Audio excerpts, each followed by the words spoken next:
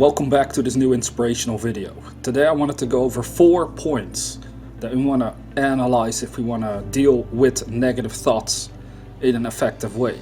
Now all 4 of them, one of them is the best I personally think, but we're going to go over them in order that they are most common for us to go about it when negative thoughts hit us. So the first one I wanted to go over is the concept of distracting ourselves.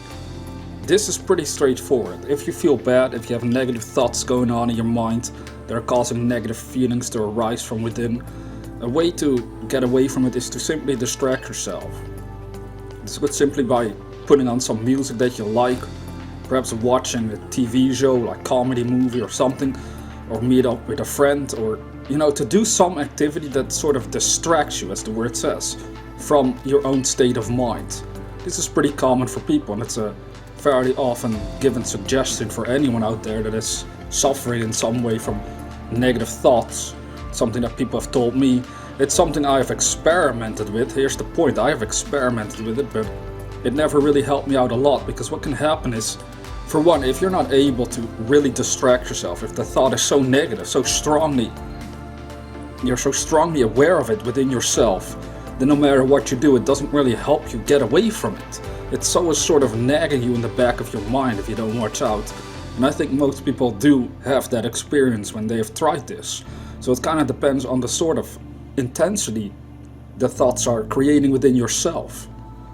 Some are easier to deal with, but others can be very, very difficult to just distract yourself from. So what's the second step that people might do? It's to numb yourself. With numbing yourself, we mean using drugs or alcohol. Even though alcohol is also a drug, but we don't really call it that way. But we're using some substance, generally speaking, in order to numb our awareness from the negative feelings that we're experiencing within ourselves. Does this work? Well, I can tell you from personal experience, it works. But is it smart? No. It's actually really, really dangerous. This is how it all went for me over a decade ago in 2008. Actually, it started in 2007, so 13 years ago. I reached a point where stuff in my life was really not of a positive nature. Things were going bad. I had to deal with issues concerning my mom and her mental health, and there was some crazy stuff that occurred because of all of that. And I just wanted to run away from it, because numbing your mind is like running away from how you actually feel. So if you feel bad, by taking some alcohol, in the case of what happened with me, I took alcohol, no hardcore drugs or illegal drugs for that matter. So I took the alcohol to numb my awareness from feeling bad about what state my life has gotten into.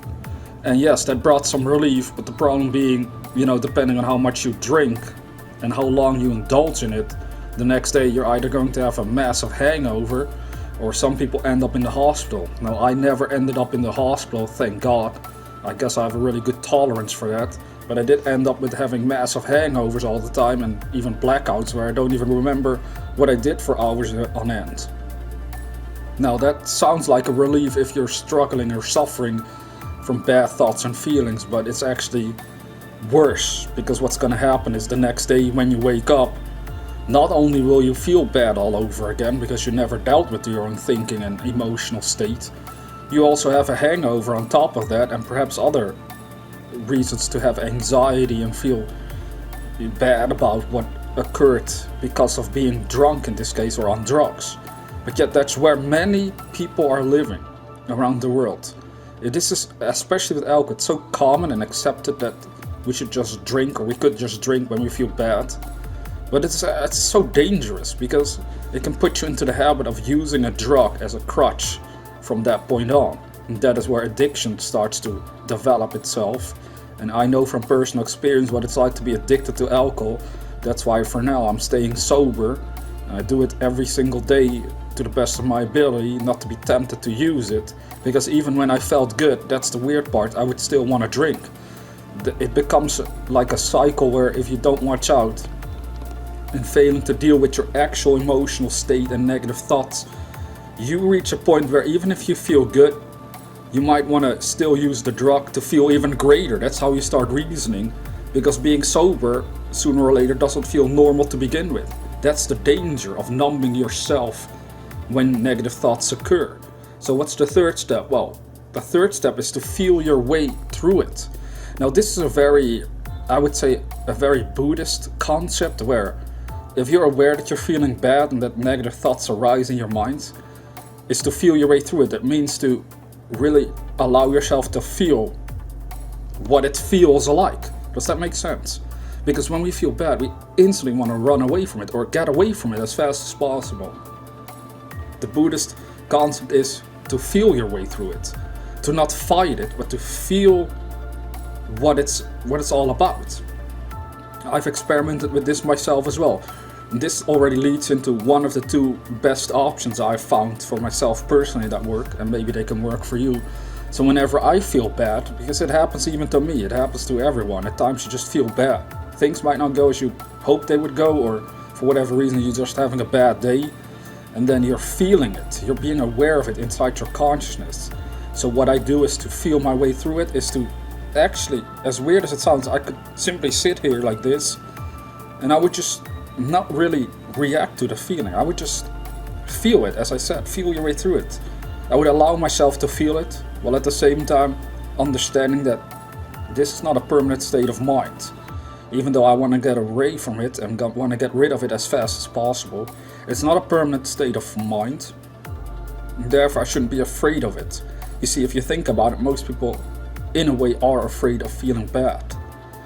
After all, it doesn't feel nice to feel bad. It makes sense. But yet it can teach us a lot of things. One of the things you're going to discover is that many times when you feel bad, it's probably because you're in the tendency of wanting to react to the physical world. So when things don't go the way you hoped they would go, or don't go as you planned, there's always this tendency to want to react to it, to be intensely reactive to the event, to almost want to get even with such an event. You might feel like somebody did you wrong, you want to get even, this or that. But if we just feel our way through it, it's like we start to discover we have the ability to stand right where we are and not actually become a slave to that negativity.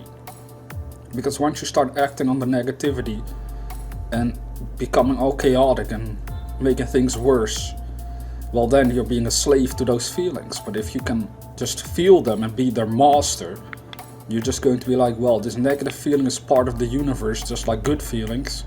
So I'm going to allow myself to feel them while keeping my mind as calm as possible. Now this takes some practice, this takes some experience with working with your so-called inner self, your spiritual self, through which you are experiencing these feelings to begin with. So if you're very chaotic by nature, it might be harder for you to feel your way through it right away. But it's a skill you can develop. How do you develop it? Well, first of all, you have to understand and come to the conclusion for yourself that those first two options we discussed aren't the best ones. They work, but they aren't the best ones because we're still not really solving the problem. And this leads into step number 4 that I think is one of the best. And I wrote for it that we analyze negative thoughts. We start to analyze them so we can find the solution. We have to be smart about this approach though. It's not a matter of obsessing over the negative thoughts and figuring out where they came from. Rather, it's a matter of analyzing what the polar opposite would be to the thought pattern so we can change directions inside our consciousness. Now this 4th step is something that I work with in my own life, actually on a daily basis almost, whenever I feel like I need to do it. So let's say a negative thought and feeling occurs to me. I might sit at my computer and type it out. I might type out how I actually feel, so I can then look at the words, look at the description I gave about how I actually feel, and then I realize, by looking at this, I can see the solution would be, of course, the polar opposite to what I'm experiencing. So as I focus in on that, I can start writing for myself ideas on how can I make it easier then to grow and expand in the direction of what I do want, of the positive side of life again. You see, then it becomes a situation where you're learning to actually work with your own negative emotions from a place of, well, wisdom and power. It gives you wisdom and power actually, and then as you keep doing it, you also operate from that place of wisdom and power, and it starts expanding more and more. Basically what it means is that you learn to not become controlled and a victim by your own negative thinking any longer. because you are in control of that. But we're not raised and trained more often than not to actually accept this responsibility. So when negative feelings and thoughts occur, most people, they don't take the time to analyze them. Again, what we say with analyzing is not that we are gonna dig so deep into this feeling itself to figure out where did it come from. Maybe you have to go very far into the past. We don't really have to do that, I think personally. What's better is to look objectively at what the negative feeling is indicating in this very moment. In this very moment for you, and then you can start shifting to the polar opposite, which is the solution. So once you made it clear for yourself by writing it out or in any way you can think of in order to make it easy for you to actually observe this thought pattern that is so negative, then you can start thinking for yourself, okay, I see this is the thought pattern that's making me feeling so bad now. What would be the solution to this? Then you open up your mind in that direction. And I've found for myself, again, that if I write the solution out, I start to feel a relief, because I know, oh yeah, this is definitely what's going to help me deal with this situation, with this inner conflict that's going on for me personally. And I think that's something most people should at least consider if they haven't done so. These are 4 steps where I think they are very important to consider if we want to, get away from negative thoughts, because they will always occur. But in the title of the video, I also said that don't go along with it. So when negative thoughts occur, don't go along with it. What does that mean? Well, it means don't act radically just because you feel a negative thought inside of you. So if you feel bad, don't act too chaotically and too radically on it because you're being driven by these negative states of mind. This is a real issue that most people have. We're going to have to learn to control it. And I think step number 4, as I described it, is one of the best ways to learn how to do just that. Again, you learn to analyze your own negative thoughts so you can find the solution. The solution being always the polar opposite to the problem. It really makes a lot of sense. People are unhappy, and they feel unhappy every day. They're depressed every single day, right? There might be physical reasons for that depression inside the brain, as they say. But other than that, we also have to consider for ourselves, okay, I'm feeling bad, I'm so depressed, I don't like my life, it's horrible, whatever the thought and feelings are. Well, what's the polar opposite to that? Well, you would say and have to admit, well, that life would be great.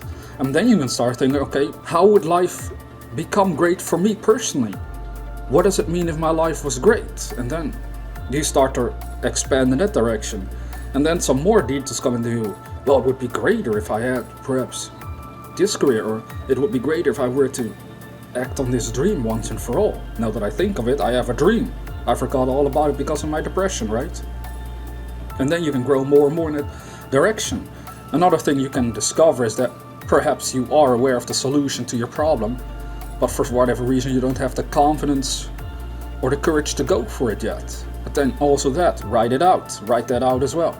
And then you can consider for yourself, okay, I need to develop more confidence so that I can achieve what I want, because you can develop any skill or mental faculty or experience or power at your own pleasure. You can keep expanding your self-confidence and your determination to win in life. You don't have to be the victim of negative thoughts. You have the power to direct it wherever you want. But in order to do so, we have to develop the skills on how to go about it. And sadly, those skills, it's a sad fact of life, are usually, again, completely dismissed from the curriculum of life. Nobody really considers it at all, generally speaking. And that's why they just go along with everything, negative and positive. But if we discover that we are creators of our own realities, we will never settle for less than the best that we can get. Negative thoughts are not something you should settle with. You deserve way better in life. You deserve to be happy and fulfilled and joyous as you go through this life experience. And these negative thoughts are helping you to discover what in reality would become the most joyous and meaningful life experience for you. So they are hinting at what you don't want. That's all there is to negative thoughts. They're making you aware of something you do not want. Now start directing at what you do want. So you use negative thoughts as stepping stones to throw yourself, to carry yourself, to go over to that positive side of life.